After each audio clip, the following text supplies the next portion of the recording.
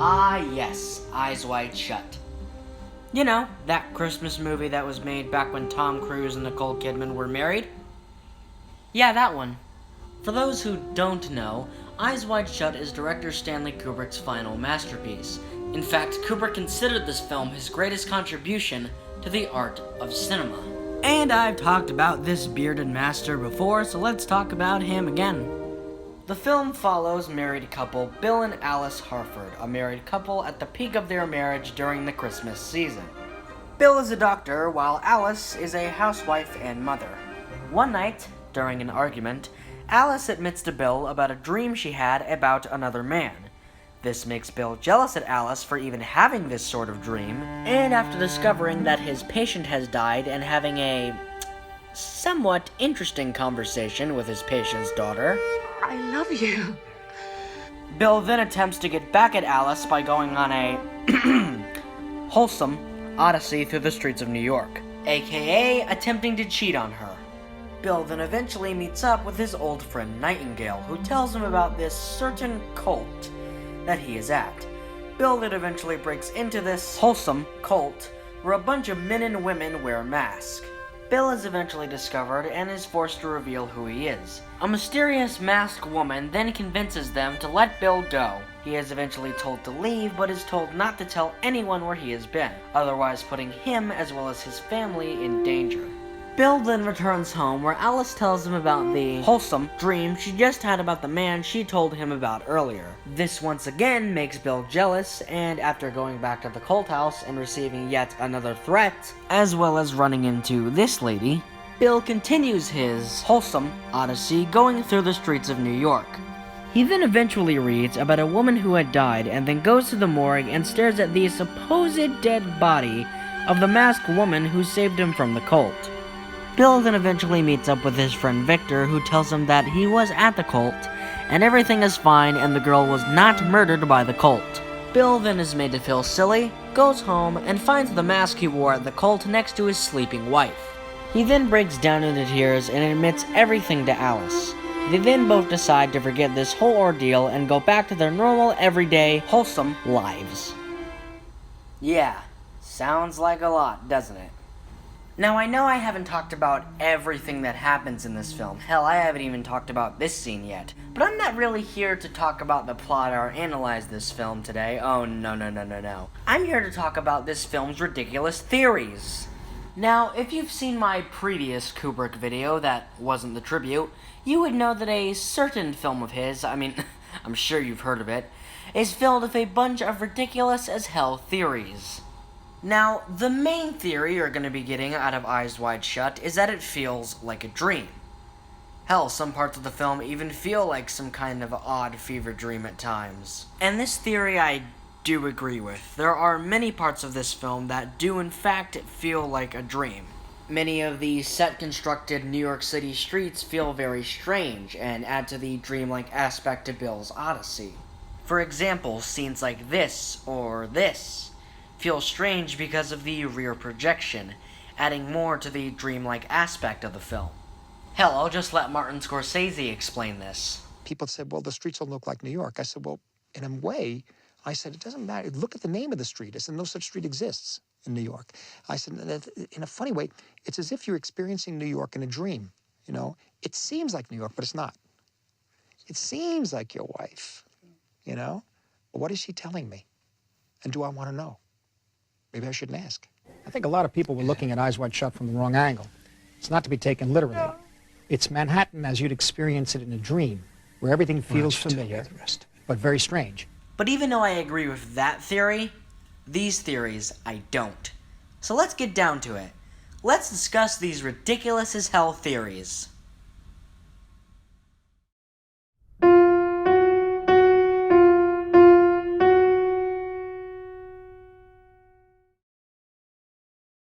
This first theory is the least infuriating because it is understandable why some would think this. You see, Eyes Wide Shut holds the Guinness Book of World Records for longest continuous film shoot, at 400 days. And after all, Kubrick was no stranger to taking a toll on his actors. Well, I don't sympathize with Shelley. It doesn't help you when you... Yes, it does. It does. So you think a long and continuous 400-day shoot would definitely take a toll on these two actors. But no, it didn't. Tom and Nicole actually had a great relationship with Kubrick, and the three of them became very good friends on set. In fact, in interviews for the film, they pretty much had nothing but great things to say about him, and they were friends of him pretty much up until his death. The two of them even went to his funeral. I don't even think Jack Nicholson went to Kubrick's funeral. Tonight, Tom Cruise and Nicole Kidman, the stars of his latest film, Eyes Wide Shut, said they were shocked and devastated by his death. Other colleagues from the film world have also been paying tribute. And even years after their divorce, they still sometimes mention or reference Eyes Wide Shut. May I have the password? Fidelio. Oh, absolutely right. Thanks, Well guys. done. What was it like working with Stanley Kubrick? The best. The best. I mean, it was like being in film school with the greatest professor. Nicole Kidman even said that Eyes Wide Shut should not be blamed for their divorce. So yeah, Cruise and Kidman would eventually split in 2001, and their separation pretty much had nothing to do with Eyes Wide Shut or Kubrick in general.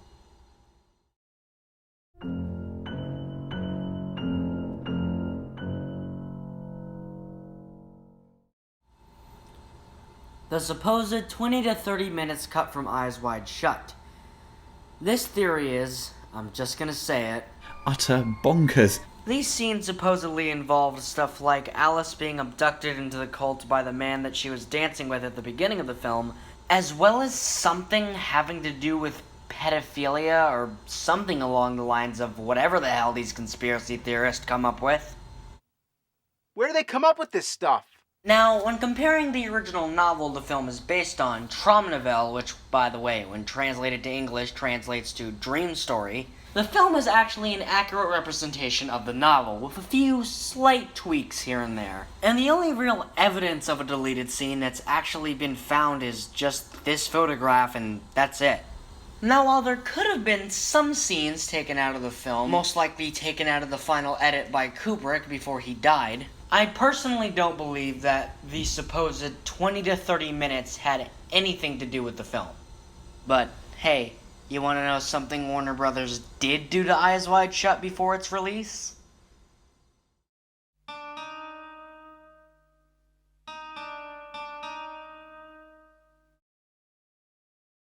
So in the sequence where Bill breaks into the cult house, there's a scene where Bill walks through a bunch of rooms where a bunch of characters are doing what I can only describe as very wholesome things. And the MPAA pretty much threatened this film with an NC-17 rating. So, for the film's theatrical release, Warner Brothers pretty much just put a bunch of CGI models over the characters to slightly censor the scene. Now, this would be fine if it was just for the film's theatrical run, but no. Because when the film was eventually released on home video in North America, the censorship was still there. And the uncut version was released anywhere outside of North America. I'll just let Roger Ebert explain this for you. Stanley Kubrick's last movie, Eyes Wide Shut, was released last July. There was instant controversy. The MPAA ratings board threatened it with an NC-17 rating, and Warner Brothers got that reduced to an R rating by doing a terrible thing.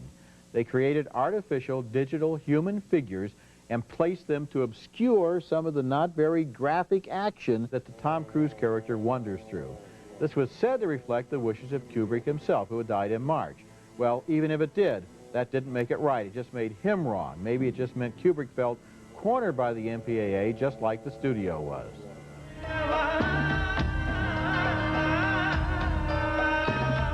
Now Warner Brothers has announced that when the tapes and DVD discs of Eyes Wide Shut are released on March the 7th, the North American version will still be desecrated by that ugly animated censorship. A studio spokesman tells me this was Kubrick's wish. Well, oddly enough, however, in the rest of the world, he must have had a different wish because the uncut version will be released in Europe and elsewhere. Are you the gentleman with the taxi waiting for him? Yes. What this adds up to is a sad day for Kubrick lovers and Warner Brothers. At some point, the studio should have had the courage to bite the bullet and say, look, this is the movie Stanley Kubrick originally delivered to us, and now On the director's cut of the video, you can see it just the way he made it to begin with. Thankfully, though, Warner Brothers eventually grew a pair and eventually released the unrated and uncensored version of the film in North America. Which, sadly, I'm also going to have to censor most of it because, well, you know. You know, I personally find this whole censorship thing ridiculous. I mean, you can show this in your film.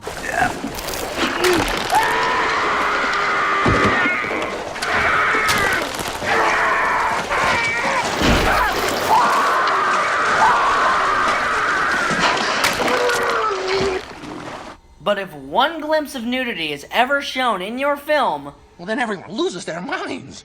Now, for this next theory, let's just pretend for a second that these supposed 20 to 30 minutes actually existed.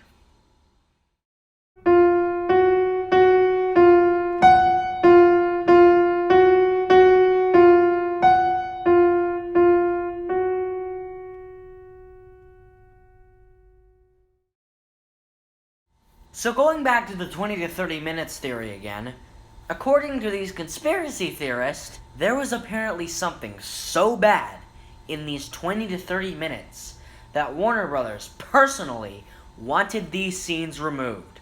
The problem being that Kubrick's contract prohibited anyone at the studio from ever touching his edit. Plus, Warner Brothers didn't really have a great relationship with Kubrick when it came to them actually seeing what he was doing. For example, during the making of A Clockwork Orange, Kubrick didn't really want anyone at Warner seeing the dailies. And Stanley was literally just trying to get rid of him. So this is a letter from Ted saying how much he enjoyed the visit. Yeah, I don't think. Also, during the making of Full Metal Jacket, Kubrick put all the Warner Brothers executives in a van, and they weren't allowed to get out. And I'm watching in this van over there, and those people are just sitting in the van. I said, so who are the people in the van? And then Stanley leaned over and he said, those are the Warner Brother executives. They're not allowed to get out. So, if them not being able to remove the supposed 20 to 30 minutes, what were the people at Warner Brothers to do?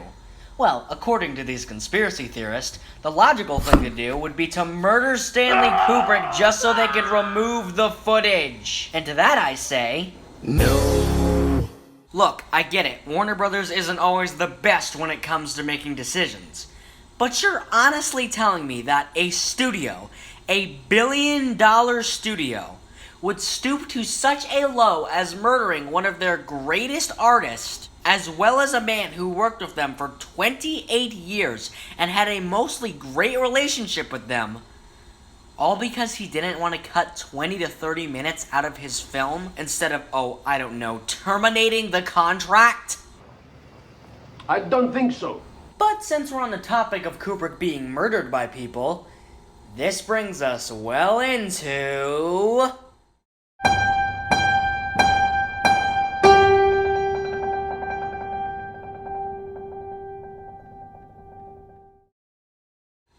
As I said in a previous video, this is the most ridiculous Stanley Kubrick theory ever thought of by the human mind. So, according to these conspiracy theorists, this theory goes that because Kubrick was finishing up a film that had something to do about a secret society, he was getting too close to the truth and trying to expose them. So maybe the real secret society killed him. Are you serious? Yeah, this was pretty much my reaction when I first heard about this theory.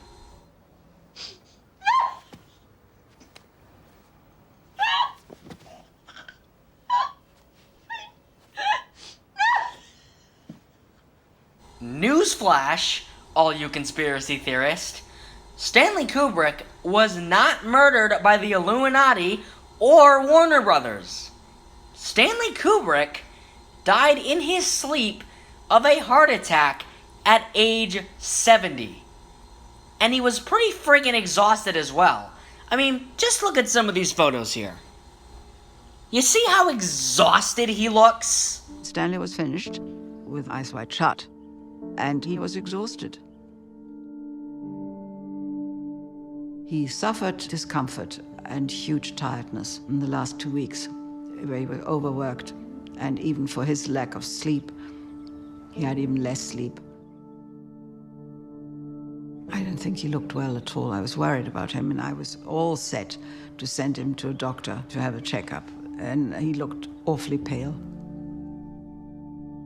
He was exhausted, which is very much a sign of a bad heart. But you know what?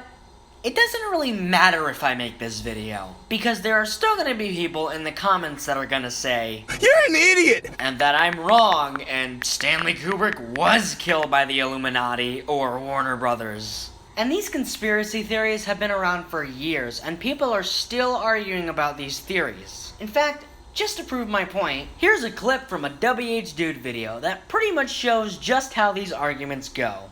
I think that this clip sums things up best. But some were not so convinced, which sparked heated battles which I will now simulate. Oh my god, it's real! It's not real. Oh, it's real! No. Yes! This is how every conversation on the internet goes. But, to put it lightly, all of these are just conspiracy theories, and most Stanley Kubrick conspiracy theories are not true. Thank you. But, hey, you want to hear my theory about this film? I have a theory that the looks of Bill Harford and Alice Harford were the inspiration for the character models of these two people, Kazushi and Misao, who were two of the main characters of this one little anime that came out in 2009, simply titled